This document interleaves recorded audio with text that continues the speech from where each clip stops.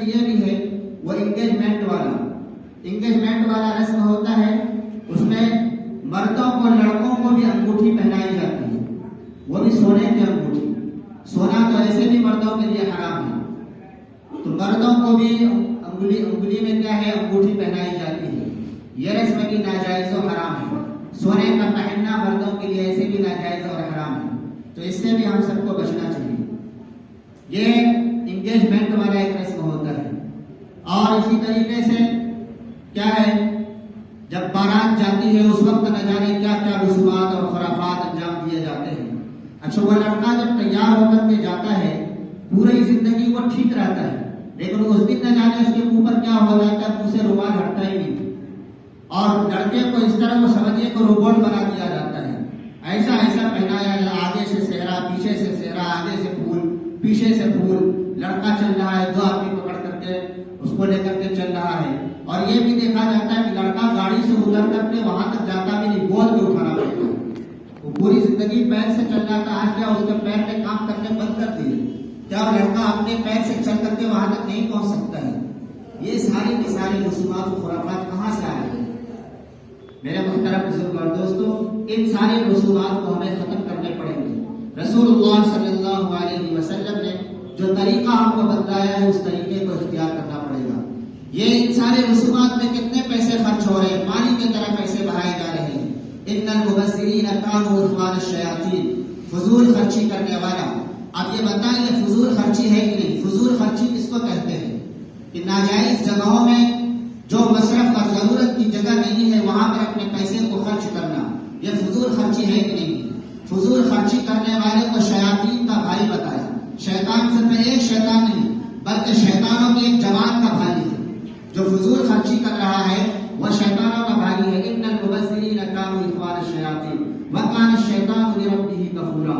और एक जगह फरमाया वला तुसरिफू इन्नहु ला युहिब्बुल मुसरिफीन, के इसराफ मत करो।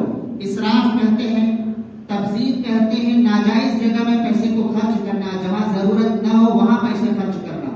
और इसराफ कहते हैं जहां जरूरत हो, लिमिट क्रॉस करके पैसा खर्च करना। जहां अगर 10 रुपए में काम चल सकता है वहां 20 रुपए खर्च करना, यह है इसराफ।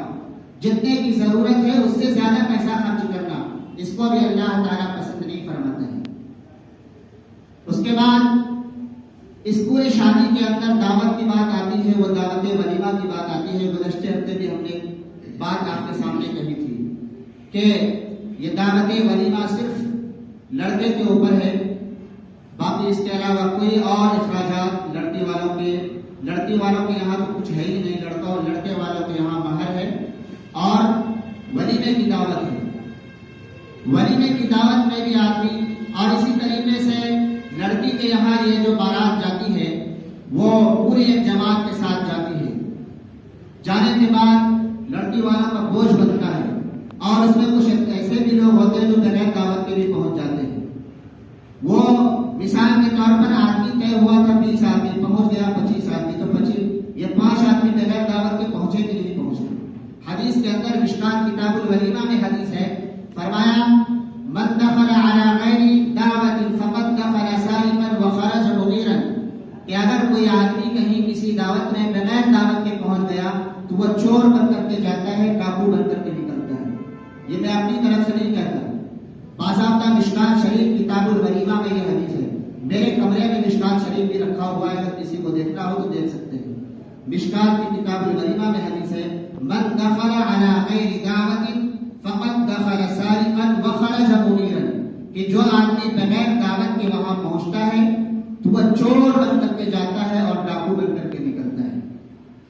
तो चाहे आप लड़की वाले के यहाँ बाराती में बगैर दावत के पहुंच गए, और लड़के वालों को होता क्या है, हम तो अपना शान दिखाने के लिए हम सोचता है कि अगर हम कम आदमी लेके जाएंगे तो हमारी इज्जत खराब हो जाएगी। लोग ये कहेंगे कि देखो ये कितना लो स्टैंडर्ड का आदमी है। अच्छा, रिश्ता देखने के लिए जाते हैं तो लोग कहते हैं इसका स्टैंडर्ड हमारा स्टैंडर्ड से मेल नहीं खाता है, इसका स्टैंडर्ड लो है, ये लो स्टैंडर्ड वाला आदमी हमारे से ये मेल, इसका स्टेटस कहाँ हमारा स्टेटस नहीं मेल खाता है। तो यहाँ पर भी बाज़ आदमी सोचता है कि अगर कम आदमी लेकर के जाएंगे तो नाक कट जाएगी हमारी, ये नाक कटने का मसला आ जाता है। यहाँ लोगों को राजी करने के लिए हम सब काम अल्लाह और उसके बाद एक बेचारा लड़की वाला पूरी जिंदगी लड़की की परवरिश भी करता है और परवरिश और बर्दाश्त करके लड़की को तैयार करता है। तैयार करने के बाद लड़की का हाथ लड़के वालों के हाथ में देता है। जो मेहमान पहुंचते हैं और पूरी कई महीनों की जफाकशी और तगोदों के बाद दावत का इंतजाम करता है। दावत खा करके बाराती कहते नमक ज्यादा था, कोई कहता उसमें मिर्च ज्यादा था, कोई कहता बोटी कम मिला।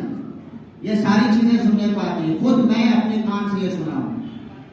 अभी कुछ दिनों पहले एक दावत में गया, वहां एक आदमी शिकायत कर, हालांकि खाना अच्छा है, एक आदमी मेरे ही बगल में बैठ करके शिकायत, बोटी गला नहीं बढ़ गया। वो बेचारा पूरी जिंदगी परेशान होकर के दावत का इंतजाम कर रहा है और आप दावत खा के कह रहे हैं कि बोटी बढ़िया से गला नहीं। माआम रसूलुल्लाह सल्लल्लाहु अलैहि वसल्लम ताआमन अत्तु, अल्लाह के रसूल सल्लल्लाहु अलैहि वसल्लम ने पूरी जिंदगी कभी भी खाने में ऐब नहीं लगाया, कभी भी।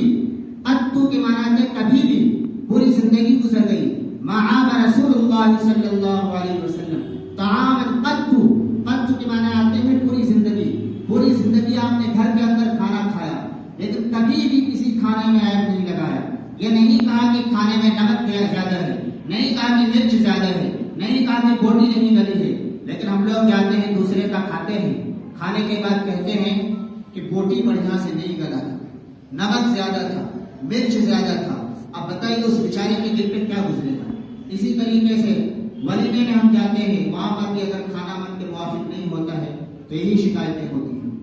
मेरे मुहतरम बुजुर्ग और दोस्तों, बहरहाल हमारे लिए रसूलुल्लाह सल्लल्लाहु अलैहि वसल्लम का उस्वा, अगर हम सिर्फ नमाज इबादत के अंदर रसूलुल्लाह सल्लल्लाहु अलैहि वसल्लम के तरीके को उस्वा न बनाएं, बल्कि जिंदगी के हर पहलू के अंदर, जिंदगी के हर गोशे के अंदर रसूलुल्लाह सल्लल्लाहु अलैहि वसल्लम के क्या है अमलियात को अपनी जिंदगी का हिस्सा बनाएं।